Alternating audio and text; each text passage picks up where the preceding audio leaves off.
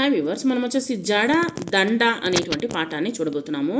సీతమ్మ వాకిట సిరిమల్లె చెట్టు, సిరిమల్లె చెట్టేమో విరగబూసింది, చెట్టు వంచకుండా కొమ్మ వంచండి, కొమ్మ విరగకుండా పూలు కోయండి.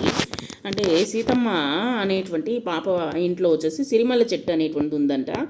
ఆ యొక్క పూల చెట్టేమో విరగబూసింది, బాగా పూసేసింది. చెట్టు వంచకుండా కొమ్మ వంచండి, చెట్టుని ఇరగొట్టకుండా కొమ్మని వంచండి, కొమ్మని విరగొట్టకుండా పూలు అనేటువంటి కోయండి, కోసిన పూలన్నీ దండ గుచ్చండి, దండ తీసుకువెళ్ళి సీతకి ఇవ్వండి. పిల్లలు పూలదండని కడుతూ ఉన్నారనమాట.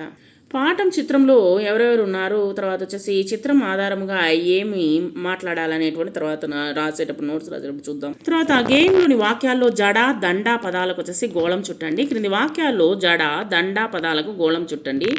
అమ్మ పాపకు జడ వేస్తూ ఉన్నది, పాప మెడలో ముత్యాల దండ.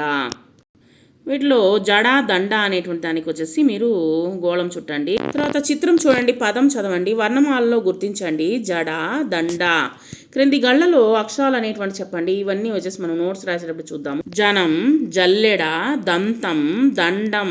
పదాలను చదవండి. జ డ అనేటువంటి అక్షరాలకు గోళం చుట్టండి. జడ, జత, గద, దయ, జలజ, జలగ, దండం, దంతం, జలం, జనం, గజం, జగం, పంజరం, అందరం, దవనం, దండకం, గజగజ, జరజర, పదపద, దడదడ. ఇక్కడ గుర్తుల ఆధారంగా చుక్కలను కలుపుతూ జడ, తర్వాత జడ దండ అనేటువంటి కాపీ రైటింగ్ అనేటువంటి రాయండి. తర్వాత ఇక్కడ ఇచ్చినటువంటి గళ్ళలో ఇచ్చినటువంటి పదాలను ఉపయోగించి మీరు ఒక పదాలను, మీకు తెలిసినటువంటి పదాలని తయారు చేయండి. ఇంకా పిల్లలు చిత్రానికి తగినటువంటి రంగులు వేయండి, పేర్లు రాయండి. ఇక్కడ వచ్చేసి దండని ఇచ్చున్నారు, దీనికి ఇదే విధంగా రంగు అనేటువంటి వేసి ఒక అందమైనటువంటి దండని తయారు చేయండి, రంగులు వేయండి.